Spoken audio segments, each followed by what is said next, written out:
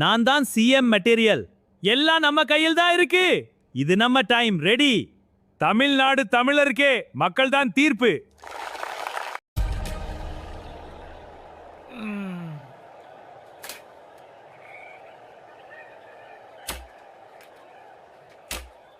வணக்கம். இது நியூஸ் 24 தமிழ். நான் உங்கள் தொகுப்பாளர். இப்போது முக்கிய செய்திகள்.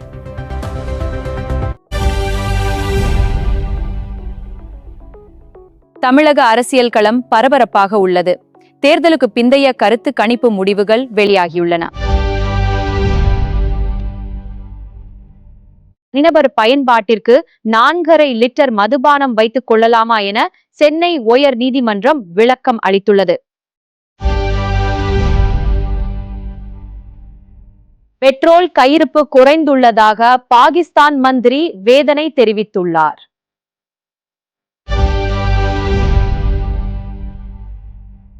நடத்தையில் சந்தேகம் என்று இளம்பெண்ணை கொன்று கடற்கரையில் வீசிய கணவர் கைது செய்யப்பட்டார்.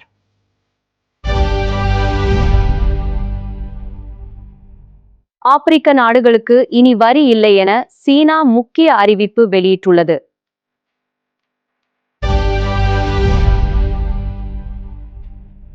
வாக்கு எண்ணும் செயல்முறை குறித்த பயிற்சியில் தேர்தல் ஆணையர் அர்ச்சனா பட்நாயக் பங்கேற்றார்.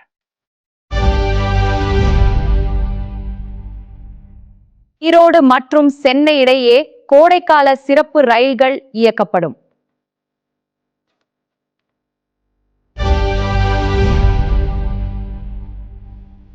கன்னியாகுமரியில் நாளை ஒரே நேரத்தில் சூரியன் மறைவு மற்றும் சந்திரன் உதயமாகும் அபூர்வ காட்சி காணப்படும்.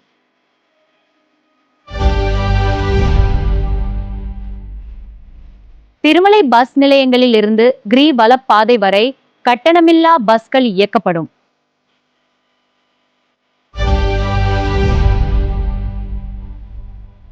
தீபிகா படுகோனே கர்ப்பமாக இருந்தாலும் ஆக்சன் காட்சிகள் குறையாது என ராக்கா படத்தில் அட்லி தீர்மானித்துள்ளார்.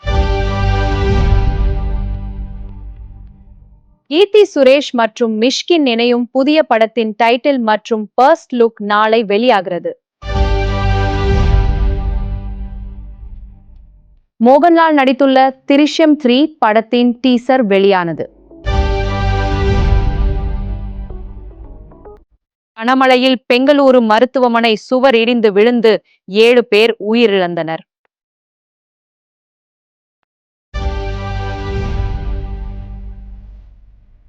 ஒடிசாவில் நிலநடுக்கம் ஏற்பட்டது. ரிக்டர் அளவில் 4.1 ஆக பதிவாகியுள்ளது.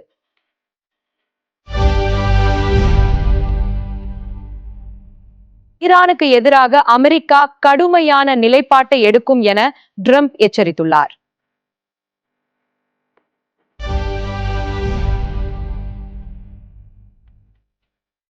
இந்தோனேசியாவில் ஏர் இந்தியா விமானி மாரடைப்பால் உயிரிழந்தார்.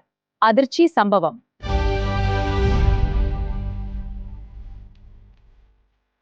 பாகிஸ்தானில் ஹபீஸ் சயீத் கூட்டாளி சுட்டுக் கொல்லப்பட்டார்.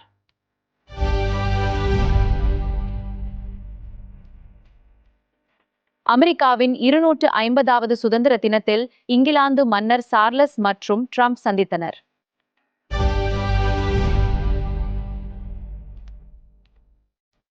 தமிழ்நாட்டில் புதிய வரலாறு படைக்கப்பட்டது. திருநங்கை ஒருவர் கிரிக்கெட் நடுவராக நியமிக்கப்பட்டுள்ளார்.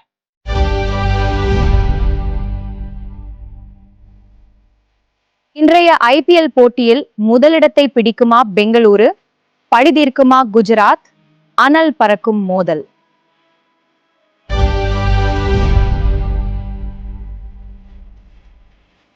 IPL-இல் கிளாசன் மற்றும் ஹெட் அதிரடியில் மும்பை அணியை வீழ்த்தியது ஐதராபாத்.